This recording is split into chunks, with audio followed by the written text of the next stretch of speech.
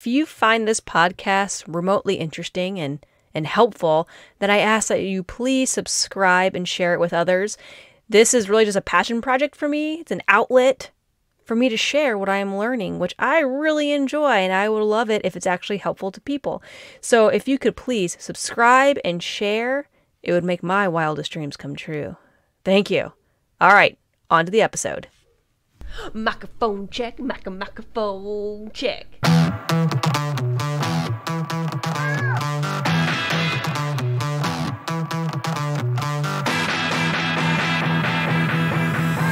Hey, what's up? This is season 2 of the Intricately Woven podcast.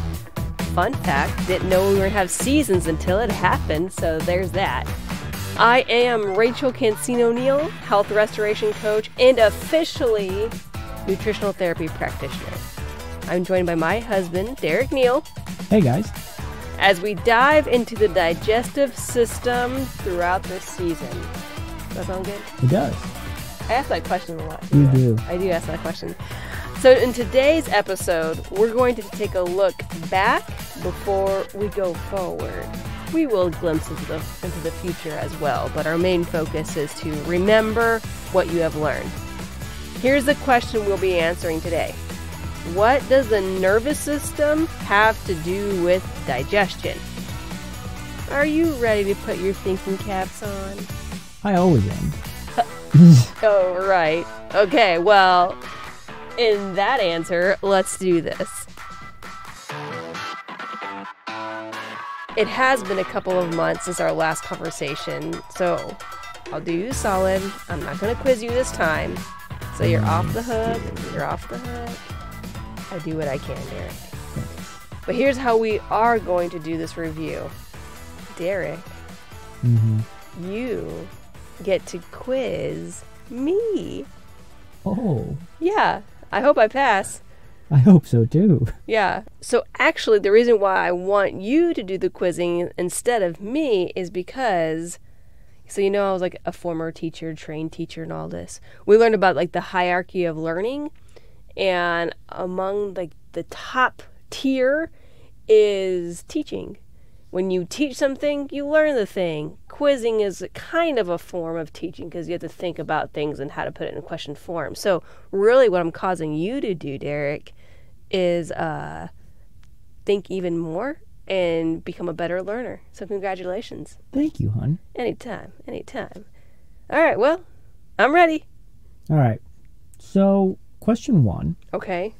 What is a response of the nervous system that we encounter every day, but we don't realize we're encountering it?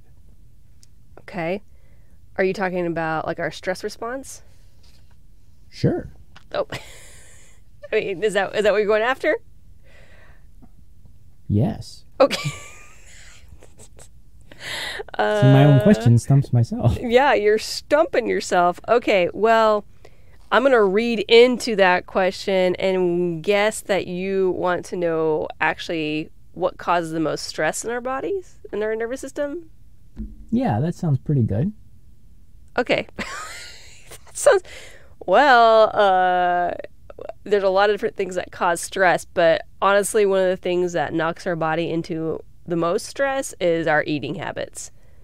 Really? Eating habits and our thought life. Yeah. We, especially the American diet, I think actually a lot of diets across the world is like this, but the high carb, high processed foods puts our body in like really intense stress. So that's why, you know, as a trained nutritional therapy practitioner, we talk about a nutrient-dense diet. It's based on whole foods that can start helping the body to alleviate the stress. Because again, highly processed food is really stressful on the body. So if you're asking what stresses the body and the nervous system the most, that's my answer. Did I get it right? Yeah, I mean, I learned something. I wouldn't have expected food to be the number one stressor. Yeah, food is huge, and then the other one is mental stress.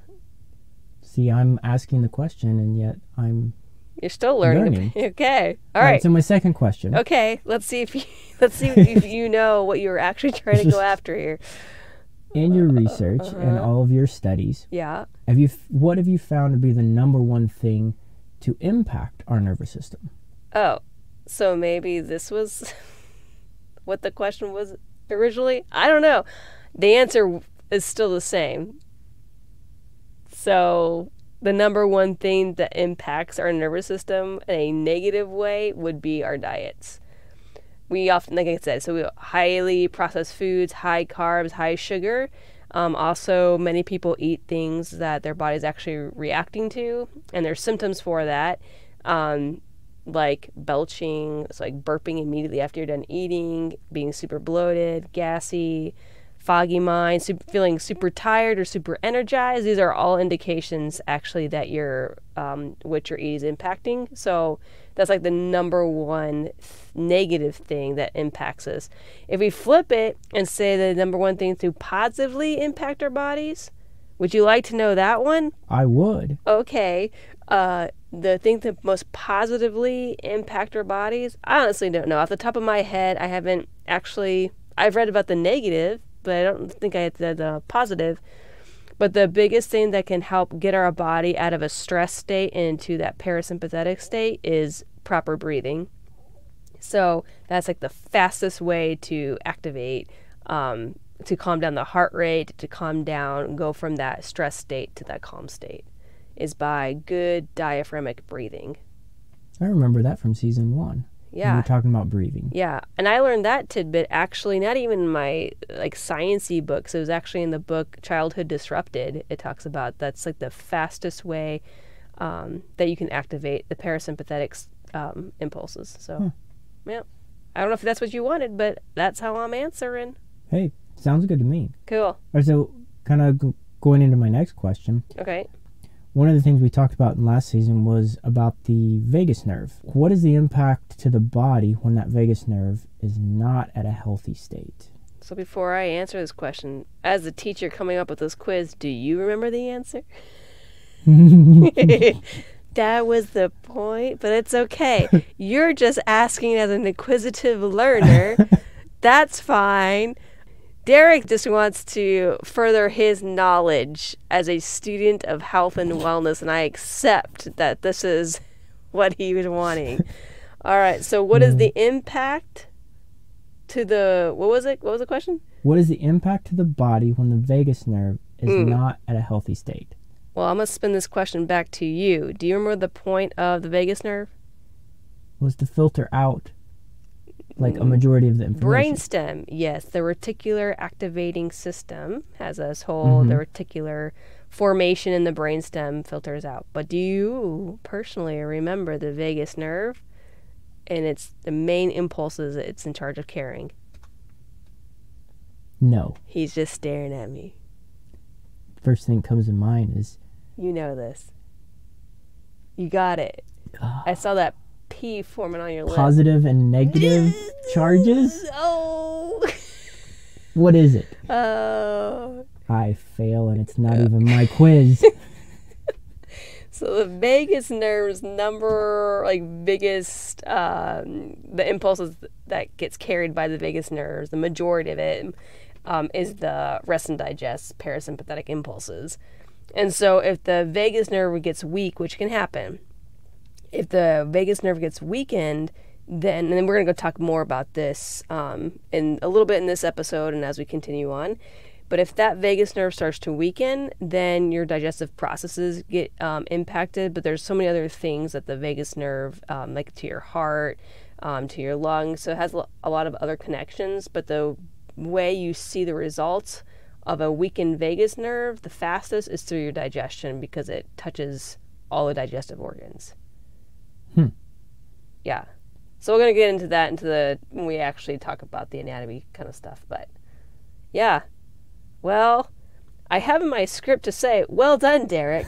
But now I'm realizing that Derek was just asking continued questions. So well done on continuing your education. Maybe not on creating a quiz. That but I like could actually answer the questions, right, too. But that's okay. Yeah. Well, I will just say, it was exciting to come up with my own questions and not be the quizzee. Okay. To be the quizzer. All right. So, I don't know. Maybe that'd be our new thing, huh? You just... Maybe. Maybe. Okay. All right, well, in light of that, we're going to move into our coffee shop talk. Again, if you're just joining in on this season, coffee shop talk is where it's like we're having this conversation over a cup of coffee, and I try to simplify the information as best as I can before we get down to the nitty-gritty. You know, like Nacho Libre would say. Yeah, I got okay, it. got it. Yeah, so we're going to move into our coffee shop talk, and we're going to take a look at the connection between the brain and the body, and specifically how the digestive function works in our body and all that connection. So, shall we? We shall. All right, off we go.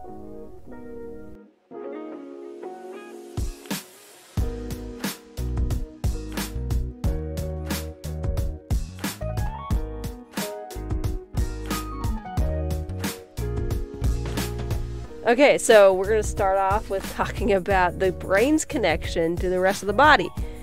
So in order to do so, we're going to have a throwback of a visual aid we had in season 1. Now, we actually had a couple different ones, so let's look at this one. Derek? Yes. I want you, let me say that again. I want you to hold up your hand and make a fist. Got it? Okay. Now, if you can recall, we said the fist, the wrist, and the arm give a great idea for the layout for the central nervous system. The central nervous system. So we have the peripheral and we have the central. Central. Derek, can I quiz you? Yeah. Okay, so the hand part represents what? That's the brain. Yeah, the wrist is... Brain stem. Yeah, and the forearm... Your spine. Yes. A See? plus. A plus. The other visual aid we used was the tree, and I talked about how the trunk can remind you of the spinal cord, and the tree at the top, the crown, is our brain, and then the roots are like the peripheral, gathering information, sending it up to the trunk, sending it to the crown of the tree, which is like our brain. But for the sake of this, since we are sitting still in our bedroom closet, We've had some upgrades, though. for dampening sound, we now have moving blankets. But we don't have any trees in here. So for the sake of our this illustration, let's stick with the fist. We can remember that. Okay? All right. Okay, Derek? Okay. Okay. Oh, gosh. Okay. So when we look at the fist, again, Derek already said this. The fist reminds us of the brain. The wrist reminds us of the brainstem, and the forearm reminds us of the spine. Right? That's right. Okay. So when we get information from anywhere outside of the brain, this can be something from the outside of our bodies or happening within our bodies. That information gets sent up the spinal cord to the brain. Brain then communicates through the spinal cord and out again. So this is like this communication constantly occurring. Uh-huh. Okay? We aren't in the talk nerdy segment yet, so I'm not going to go into like the deeper parts of that. So to keep things simple, just remember the brain, brainstem, spinal cord. These are the connectors for the brain-body communication. Good? I got it. All right. So this connection with the brain-body is crucial for everything, including your digestion. So before we even take the first bite of food, I think there's a episode called I Think Therefore I Am, and we talk about like noticing when you're hungry, the hungry cues, looking at your food and all this. Well, that's to get the brain activated for what's about to happen, right? So that the brain can prep the body for digestion. So that's why when there's like certain foods, when you look at it, your mouth starts to water, okay? Or maybe your stomach starts to growl even more when you start smelling food. Or I know I have heard you say this often, I didn't even know I was that hungry until I smelled the food. That's true. That is true. Do you have any thoughts you want to add here, Derek? Well, my thoughts aren't necessarily that profound, but what I am hearing is the little, what we call taste testing as you're making dinner. It's actually great for my digestion. It is. As the boys just watch us and ask, why do you get to take bites? We smack their hands away. Well, because we're adults, we get to do that. God. Yeah, so when you're looking at it, when you do taste the food, all these things do help the body prep for what's about to happen. Meaning, like, if your body is tasting like carbohydrates, it starts producing the right enzymes for that. Or if it starts tasting more fats and proteins, and things just start shifting in your digestive tract to get stuff ready for their job. Derek, off the top of your head. Another quiz? No, this is just a question. Okay. Which organ would you deem as, or which organs, I should say, would you deem as digestive organs? This is honestly just a curious question because I've been studying these things for so long that I forget what people know on a basic level. So I really am curious, what are digestive organs to you? Okay. Digestive organs, obviously stomach. Okay. Large and small intestine. All right. I wouldn't call them organs, but brain. Okay. Your tongue. Esophagus. Okay. Yeah, that's pretty good. So there are 9 different organs in your body, and 10 if you include the brain, which I personally would, since it does kind of start activating things, but it's not necessarily in the process of like breaking down the food, but it just helps activate everything. So we'll say that there's 9 for the sake of argument here. And all of these organs depend on the nervous system in order for them to do their job well. And there's actually a domino effect that occurs if the brain isn't functioning well or the mind is in a stress or distracted state when you eat. Again, in that episode, I think it's episode 2 or 3, I think Therefore I Am talks about distracted eating and what can cause, how that can cause problems. But yeah, so like you want your mind to be engaged with the process because what that's doing is helping your brain with this communication. All right, so now we're going to jump into the Talk Nerdy segment.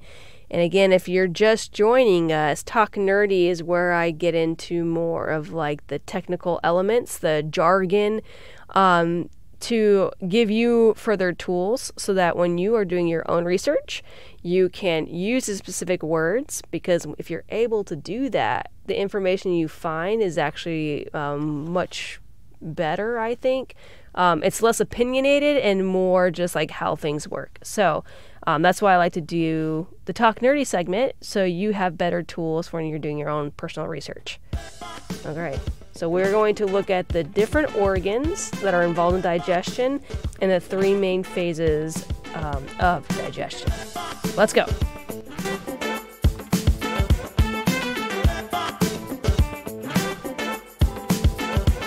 All right, so in this Talk Nerdy, we again are going to be looking at, we're going to take an overview of the 3 phases, the digestive organs, and then throughout this season, we're going to dig deeper into each of those things.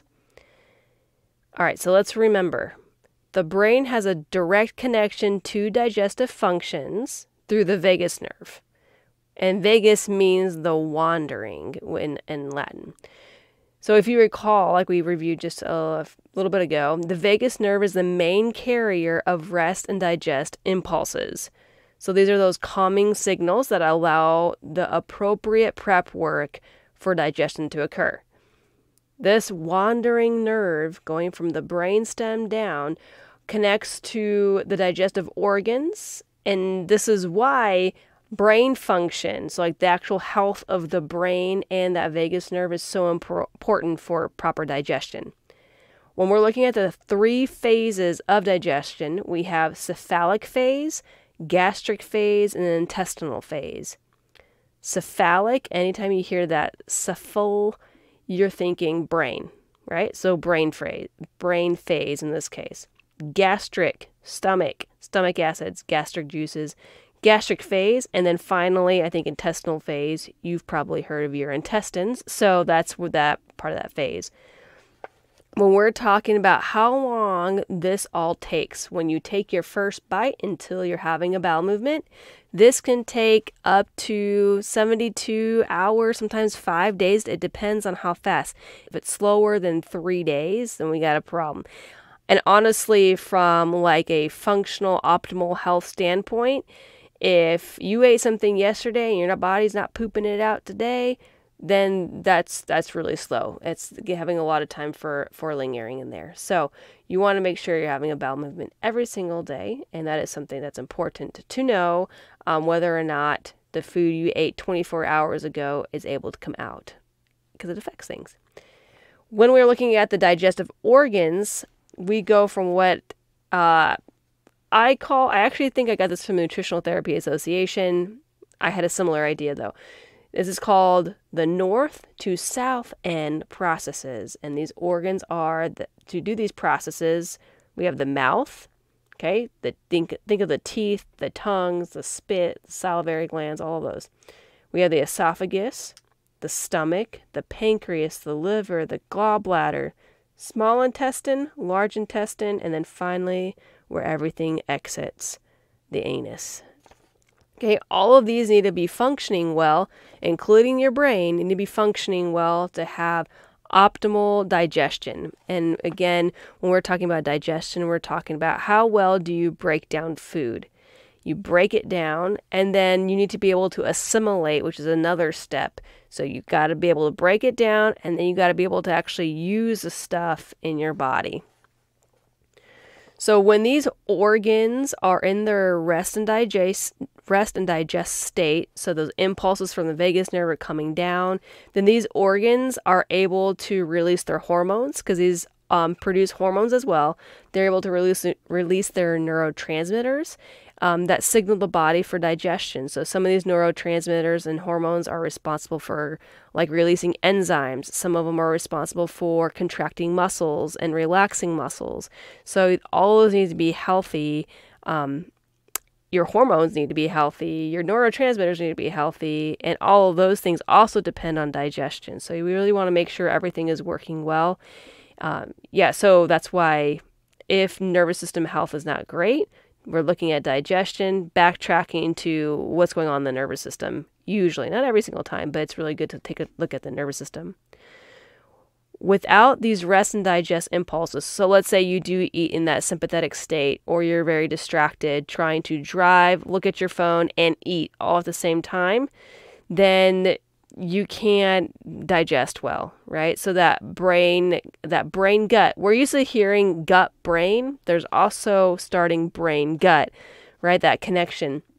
If you're not in a rest and digest state, then you're going to have a problem with digestion, right? And if this happens sometimes, okay, like not the greatest thing, but if it's sometimes. Now, if you do this all the time, and you're rarely in a restful state when you're eating, or in a mindful state when you're eating, this is where we get bigger problems. And over time, and sometimes years of these poor impulses or this broken down information from the brain gut, then the damage sets in. When we're looking at damage, we look at inflammation. Prolonged inflammation, meaning it's just chronic, it's not really going away. Well, now we have altered function, and now we really start to see more problems. So what started off maybe with just belching or having gas or having bloating in like your lower abdomen region has now become something greater, right? This can be issues like diverticulitis. It can be IBS, Crohn's. You can start getting skin issues. You can start getting autoimmune responses. You can start getting all these different things going on. We need to consider the brain-gut connection in it and how often you are eating in the restful state. And again, if it's early on, maybe all you need to do is eat in that restful state and you're going to start seeing changes. Or you might need to do more things because so much damage and inflammation has been going on for so long. I think I made it clear in season 1. Understanding the nervous system is highly important when we look at digestion because it's a close-knit relationship that's there. All right, so now we're going to talk about some things that you can do today to help support that brain-gut connection. Let's go.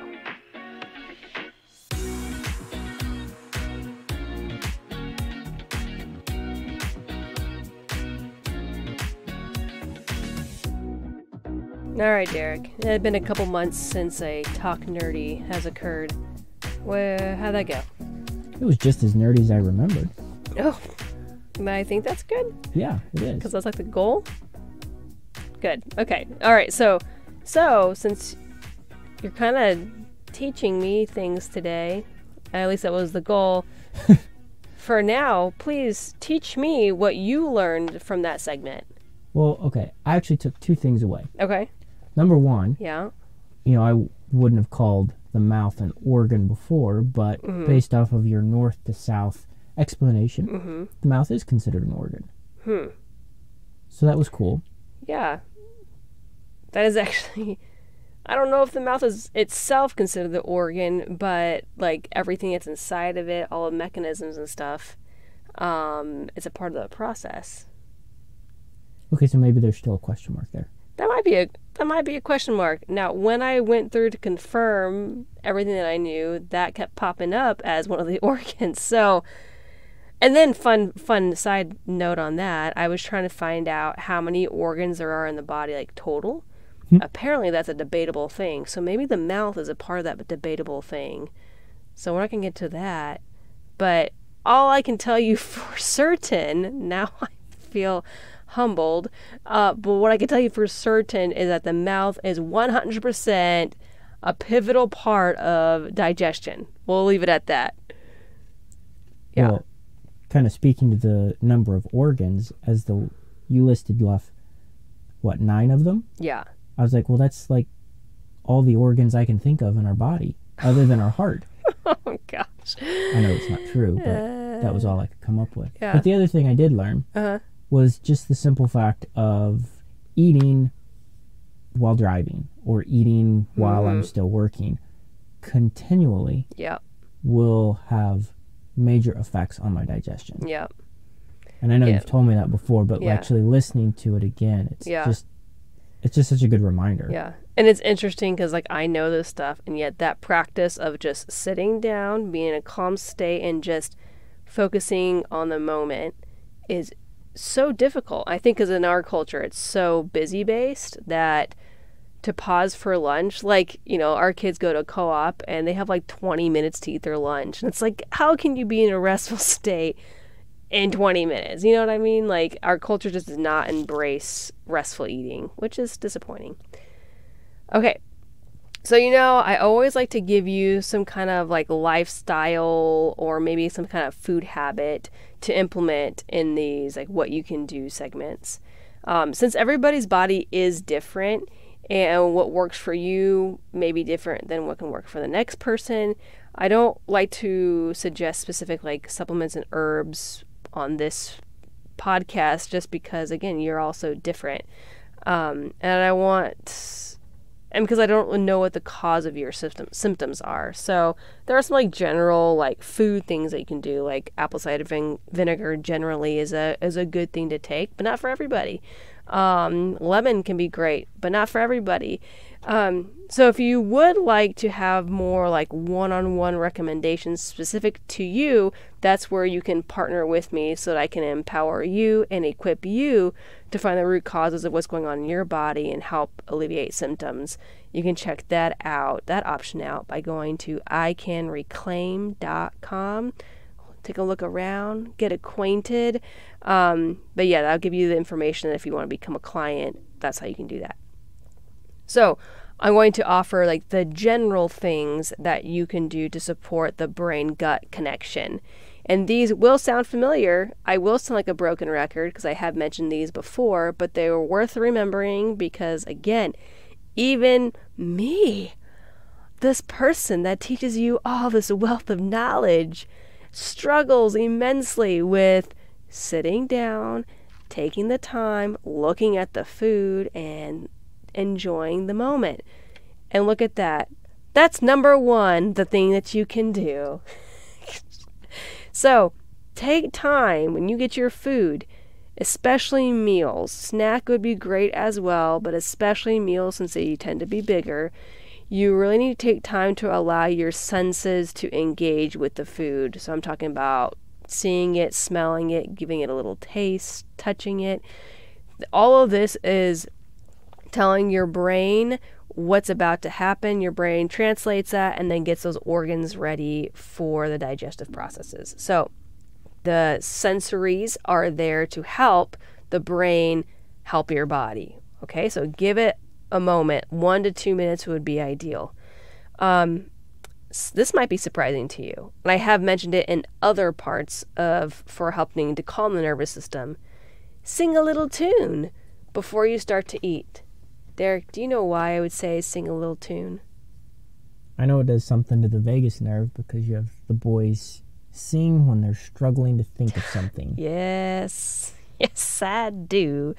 So when you sing, it's right by your vocal cord. Your vocal cords are right by the vagus nerve. So that helps to activate the vagus nerve.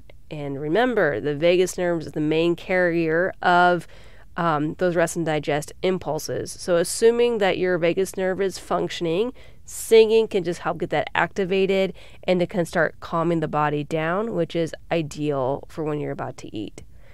When you're eating, so this is again more like lifestyle habits, try to avoid stressful topics before, during, and right after a meal.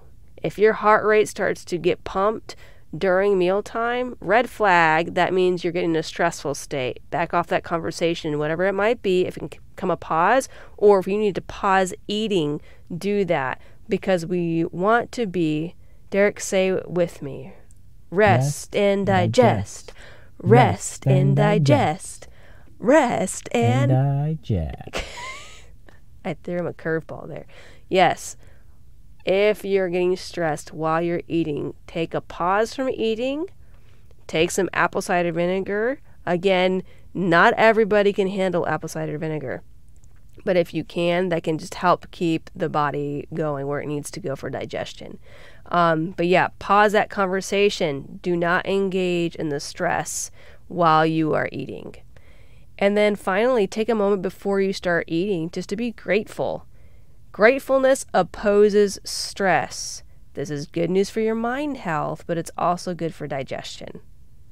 All right, Derek, I've already kind of mentioned what's really difficult for me. Which of those are the easiest and which is the hardest for you to implement?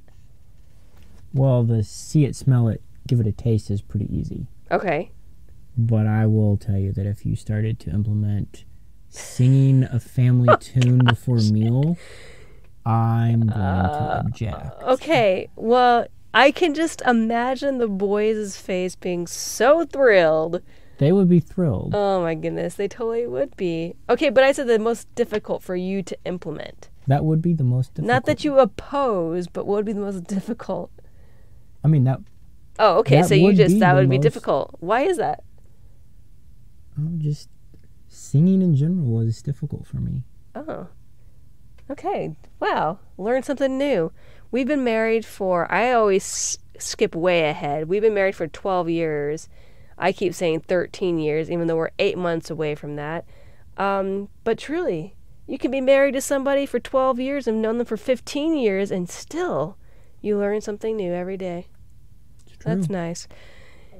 All right, so look at that list, right, or listen to that list. To take time to allow your senses to engage with your food. Sing a little tune before you eat. Avoid stressful conversations or stressful topics before, during, and right after mealtime. And then take a moment to be grateful for your food. All of these things are going to support your nervous system, your brain-gut connection in a really healthy way. And if you do those things and you're still having issues or you have been calm, you are great about enjoying your food, and you're still having issues with digestion, again, like bloating, belching, gas, brain fog, tiredness, a huge, a spike of energy right after you eat. These are all symptoms. These are all letting you know something's going on. That's when you want to start digging deeper to see what's going on. So don't ignore the symptoms. I'm telling you, do not ignore the symptoms. They're there to tell you important information. If you ignore them, you might be setting yourself up for bigger problems later on, and I would just hate that for you. I've been there, and sometimes it's very avoidable to have not those issues later. So that's the way the cookie crumbles. Do you know where that's from? Truman Show. That's right. Dropping Nacho Libre and the Truman Show in today's episode. Well, we do hope that we have shared something with you that can prepare you for change. I'm Rachel. And I'm Derek. And we are hoping to help you put the pieces of your health together. Bye.